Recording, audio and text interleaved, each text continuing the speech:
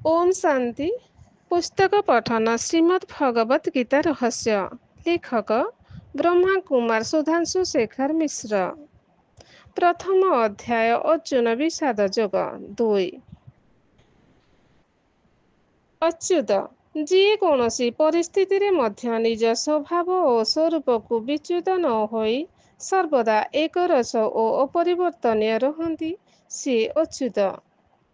आद्य जी सृष्टिर आदि अथवा सृष्टि स्थानर जी आदिकरण सी आद्य। जनार्दन जी जनता प्रार्थना स्वीकार करती। गोविंद गा युक्त बिंद अर्थात जी इंद्रिय समूहर अधिष्ठान नहीं प्राप्त हुअन्ति। ऋषिकेश जी इंद्रिय मानक स्वामी अटंती। केशव कर अर्थ ब्रह्मा और अर्थ विष्णु ईश्वर अर्थ शंकर अर्थात जी ଏହି ତ୍ରିଦେବୀଙ୍କୁ ନିଜ ବଶରେ ରଖି ସ୍ଥାପନା କରନ୍ତି ପାଳନା ଓ ସଂହାର କାର୍ଯ୍ୟ କରାଏ ସିଏ କେଶବ। ଗୀତାର ଭଗବାନଙ୍କ ଉଦ୍ଦେଶ୍ୟରେ ପ୍ରୟୋଗ କରାଯାଇଥିବା ଉପରୋକ୍ତ ଶବ୍ଦଗୁଡ଼ିକର ଅର୍ଥରୁ ଏ କଥା ସ୍ପଷ୍ଟ ଯେ ସେଗୁଡ଼ିକ ସଂଜ୍ଞାବାଚକ ଅର୍ଥରେ ବ୍ୟବହାର ହୋଇନାହିଁ। ଉପରୋକ୍ତ ଗୁଣବାଚକ ନାମ କେବଳ ପରମ ଧାମ ନିବାସୀ ପରମାତ୍ମାଙ୍କ ଉଦ୍ଦେଶ୍ୟରେ ବ୍ୟବହାର କରାଯାଇଛି। ତେଣୁ ଆଦିବକ୍ତା ହେଉଛନ୍ତି ପରମାତ୍ମା। ପ୍ରସଙ୍ଗ କ୍ରମେ ଗୀତାର ସ୍ୱୟଂ ପରମାତ୍ମା ନିଜ ବିଷୟରେ ଅନେକ ତଥ୍ୟ ପ୍ରଦାନ କରିଅଛନ୍ତି। ସେ ସବୁକୁ ଏକତ୍ରିତ କରି ଏହି ପୁସ୍ତକର ପ୍ରଥମ ଖଣ୍ଡରେ ପରମାତ୍ମା ଶୀର୍ଷକ ପ୍ରବନ୍ଧରେ ବର୍ଣ୍ଣନା କରାଯାଇଛି। କୁରୁକ୍ଷେତ୍ର କୌରବ ପାଣ୍ଡବମାନଙ୍କ ମଧ୍ୟରେ ଯେଉଁ ବିସ୍ତୀର୍ଣ୍ଣ ପ୍ରାନ୍ତରର ଯୁଦ୍ଧ ଅନୁଷ୍ଠିତ ହୋଇଥିଲା ତାର ନାମ କୁରୁକ୍ଷେତ୍ର ବୋଲି ମହାଭାରତରେ ଉଲ୍ଲେଖ ଅଛି। ଏହାର ପ୍ରାଚୀନ ନାମ ବ୍ରହ୍ମାବର୍ତ ଥିଲା।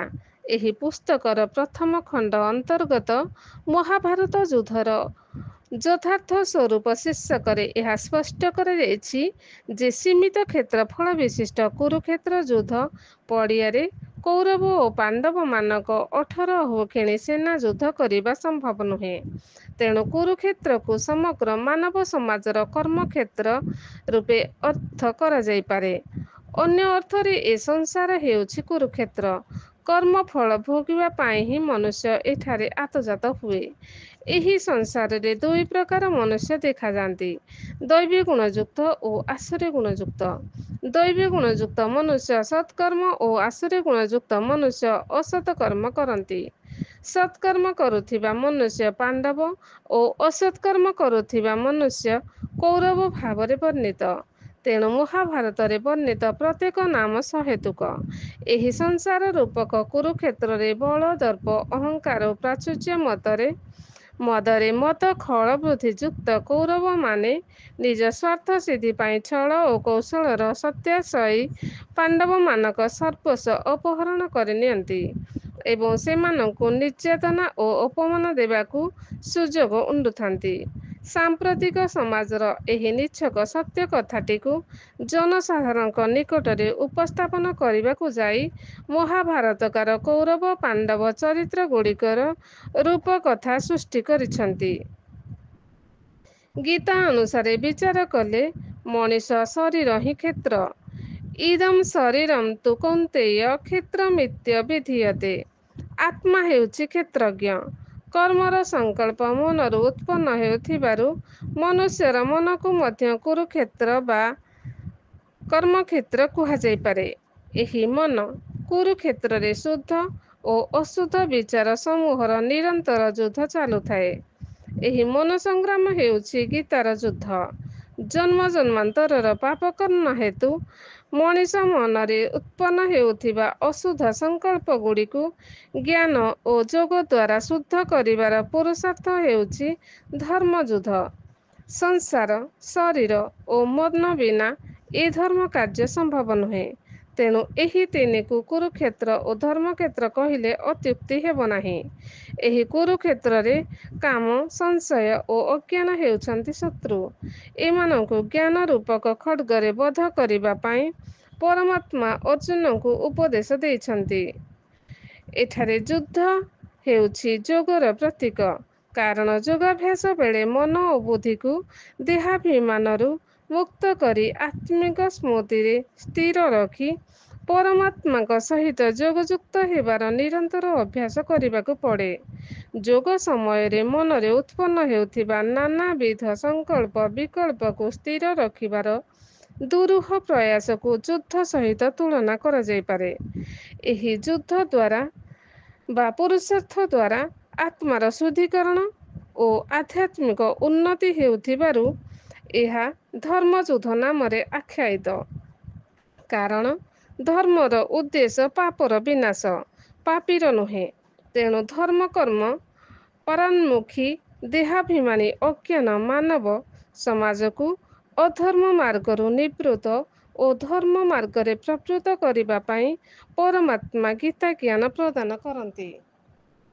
ବର୍ତ୍ତମାନ ବିଶ୍ୱ ପରିଦୃଶ୍ୟରେ ବିଚାର କଲେ ଜଣାଯାଏ ଯେ ପୃଥିବୀର ଅଧିକାଂଶ ଦେଶ ଅଧିକରୁ ଅଧିକ ମାରଣାସ୍ତ୍ର ସଂଗ୍ରହରେ ବ୍ୟସ୍ତ। ଆନ୍ତର୍ଜାତିକ ସ୍ତରରେ ସାମରିକ ଅସ୍ତ୍ରଶସ୍ତ୍ର ସଂଗ୍ରହର ପ୍ରତିଯୋଗିତା ଚାଲିଛି। ବିକଶିତ ରାଷ୍ଟ୍ର ସମୂହ ପରମାଣୁ ଅସ୍ତ୍ରଶସ୍ତ୍ର ସମ୍ପନ୍ନ।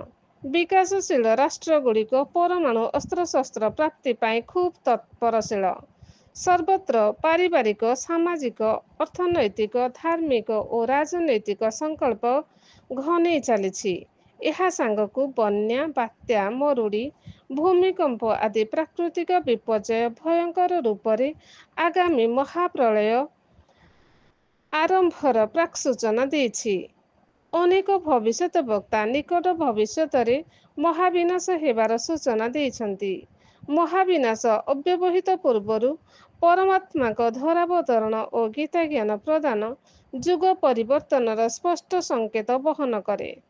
କ୍ଷମତାଲିପ୍ସୁ ଦେହାଭିମାନୀ ଈଶ୍ୱର ବିମୁଖ କୌରବଗଣ ପରସ୍ପର ମଧ୍ୟରେ ଯୁଦ୍ଧ କରି ସମାପ୍ତ ହେବେ। ଈଶ୍ୱର ସହଯୋଗୀ ପାଣ୍ଡବମାନଙ୍କ ଜ୍ଞାନଯୋଗର ପୁରୁଷାର୍ଥ ତୀବ୍ର ହୋଇ ଚାଲିଛି। ସେମାନେ ମନରୂପୀ କୁରୁକ୍ଷେତ୍ରରେ ଯୋଗ କବଚ, ଜ୍ଞାନ ଖଡ୍ଗ ଧାରଣ କରି କାମକ୍ରୋଧାଦି ରିପୁଗଣଙ୍କ ସହିତ ଯୁଦ୍ଧରତ। ତେଣୁ ହି ଆତ୍ମନ୍, ନିଦ୍ରା ପରିହାରି ଉଠ, ଜାଗ୍ରତ ହୁଅ। ଧର୍ମ ଯୁଗ ଆନୟନ ପାଇଁ ପରମାତ୍ମା ଶିବ କର୍ତ୍ତୃକ ଧର୍ମଯୁଦ୍ଧରେ ଯୋଗଦାନ କର। କାରଣ ଏପରି ସୁଯୋଗ ଏ ଜୀବନରେ ଆଉ ଥରେ ଆସିବ ନାହିଁ। ପ୍ରଥମ ଅଧ୍ୟାୟ ଅର୍ଜୁନ ବିଷାଦ ଯୋଗ ସମ୍ପୂର୍ଣ୍ଣ। ଓମ୍ ଶାନ୍ତି।